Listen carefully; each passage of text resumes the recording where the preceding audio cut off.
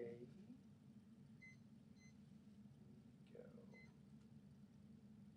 Welcome back to Sports Econ 101. I'm Edward Brown, your host, along with Vern Glenn and Bruce McGowan, who's actually not here today.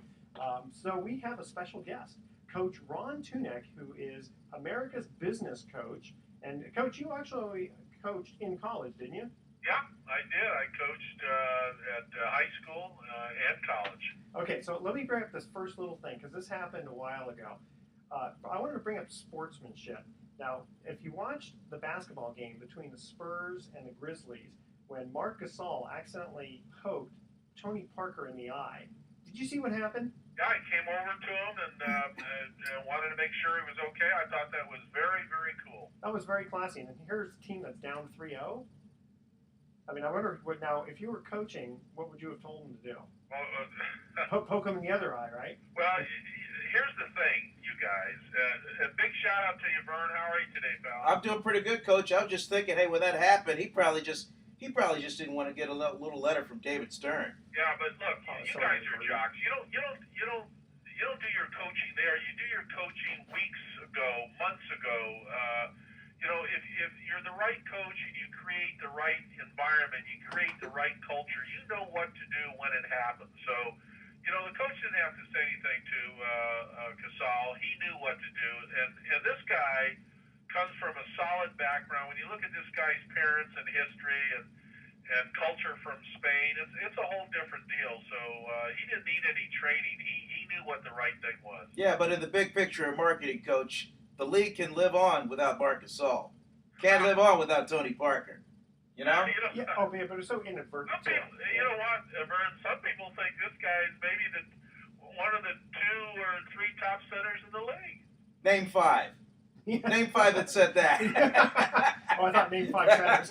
Well, what was he, defensive guy? Hey, speaking of centers, we just had on my little show on Channel 5, we just had Kareem Abdul-Jabbar on. Yeah, I knew him when he was Lou Alcindor. That's how old I am, pal. I met him several times when he was with the Bruins, and he is a genuine guy. He's quiet. Well, you met him. He's quiet and very anyway. For as big a name guy as he is, he does not move the needle. You know, this is interesting because this will be on our show next time that we'll get into when we have Scott on the phone, or excuse me, Scott in the studio with us. Here's the other thing. I'm just watching, and I apologize to our audience, but I was watching Obama throw a football at the boardwalk. It's embarrassing, you guys. Really? I heard. Oh, but boy, he can make a nice left-handed jumper though. Can he? I'm just saying. Anyway, we're not. Okay, wait, hold on. Let me talk about Jabbar for just a quick second, but. If I understand it correctly, one of the reasons he either never or hardly ever got hurt was he never lifted weights. He did what they call a heavy rope, basically jump rope with a heavy rope. You ever heard of that? Well, I know about the heavy rope. I know in football they use it all the time. That big heavy rope that they anchor big ships to the deck. I mean, you talking about that rope? No, it's basically jump rope. And it's a jump rope that's really heavy jump rope. And the thing is, it doesn't tear your muscles the way that you're getting a little stiff with lifting weights. Well, whatever happened, it worked because he's the all-time NBA scoring king. Yeah, he hardly ever got hurt. I don't think I remember him getting hurt. Okay, let's move on to this for just a quick minute here. Okay, athletes with egos, how much does it hurt themselves and their teammates?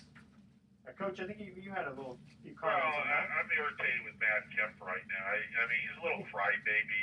First of all, they paid him all these millions of dollars. He's hitting something like I can hit 250, all right? This guy's hitting somewhere around 220. And he swings at every bad ball. So the other night, Mattingly pulled him out of the lineup and benched him. And, man, he just threw a temper tantrum.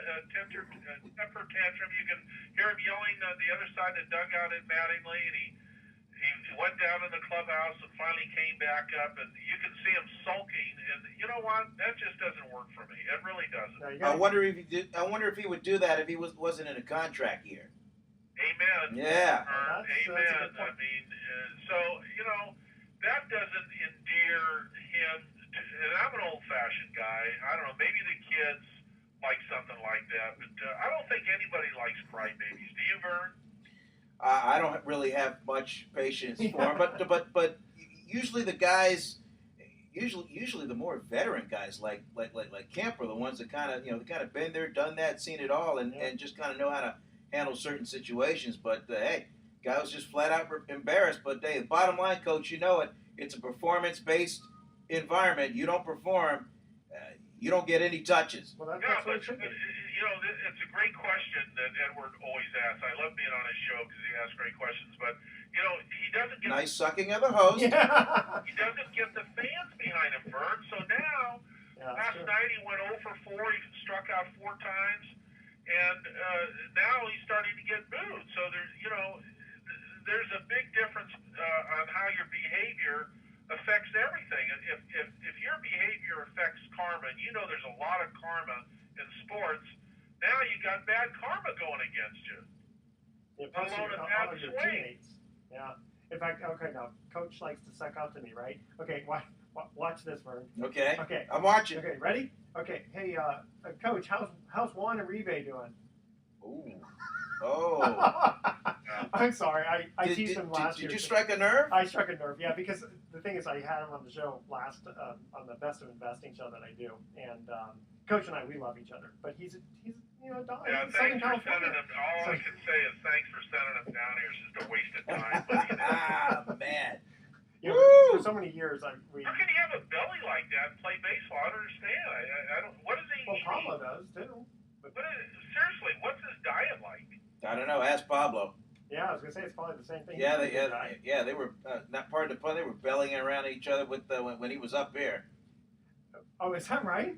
Oh, sure. That's funny. And the funny thing is, I remember telling Coach this too. When I was coaching girls softball, I would tell them, make sure that you have your left foot toward the pitcher when you're swinging the bat. Because that's where it's going. That's where it's going. Yeah, but where does Uribe do? He takes his left foot, and like little leaguers, they come out. And the Hunter Pence does that a little bit too. I don't get that bailout mode either. Exactly. I really don't. But okay, well here, hey Coach, let's get into specifics. So I've got here, Ocho Cinco, right? I mean, the guy's got a little bit of an attitude. Chris Johnson. Yeah. You mean Chad Johnson? Chad, yeah. He's not Ocho Cinco anymore. He's Chad. Yeah, he went back to Chad. Yeah. You know what, Coach? Think about that guy. I mean, you probably know. To play at that high a level, you've got to be all in. I mean, even the top guys have a sense of, okay, there's a moment where I can do these endorsements, and then there's a moment where I just have to do whatever to do to stay at that high level. And I didn't get a sense of that from Chad Johnson. He saw the cameras and kind of gravitated toward that instead of getting his reps in, and then all of a sudden, a drop here, a drop there.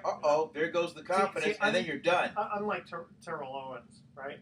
Well, here's what I don't get, Vern. I don't get family relatives calling the police saying that they've been accosted, beat up, injured. I don't get all that. I mean, where's the character part? Product of the environment. I mean, you guys aren't hitting your family members. I really this whole thing of letting these ball players go outside the lines and violate the Ten Commandments. I don't get it, man. I don't get that the public endorses this stuff and continues to allow it to happen. Well, it's a lot of it is you are who you are. It's star appeal. It's the star walking around with his boys, his entourage, just feeding him, just making his head even bigger. And then you get to the velvet ropes, and they're like, hey, his money's no good here. Walk right on through. Yeah. And then all of a sudden, when you can't, when you don't have it, and you can't bring it anymore. How Coach, don't drop a dime on the team owners and say, hey, we're going to pull the plug if you continue to have a jerk like this in your starting lineup that offends our patrons. Hey, Coach, hold on a second. We got to cut to a commercial break. We're going to be right back. Okay. First trivia question. Robert Redford played Roy Hobbs in The Natural. What was the team he played for? First 3 callers with the correct answer win a free 3-day 2-night stay at the Lighthouse Resort. Their website is lighthouse4fun.com. Call 888-660-4495 to answer this question. Robert Redford played Roy Hobbs in The Natural. What was the name of the team he played for? And don't touch that dial because Sports Econ 101 will be right back. Yeah, sorry, we have hard breaks, unfortunately, and so I